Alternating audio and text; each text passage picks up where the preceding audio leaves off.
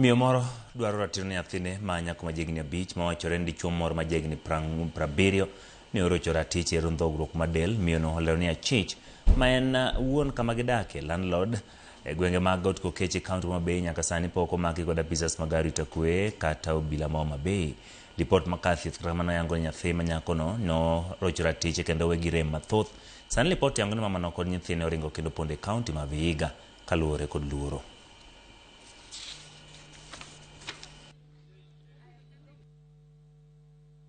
Mtoto akaanza kunielezea vitu zenye huyu landlord wanamfanyia.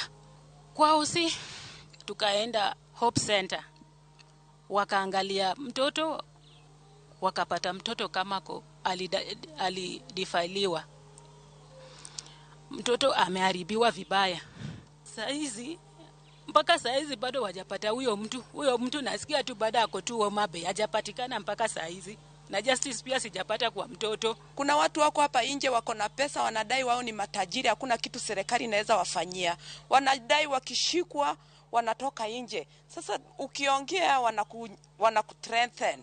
Ameona tuna pesa kupeleka mtoto mbele, but tunaomba serikali atusaidie.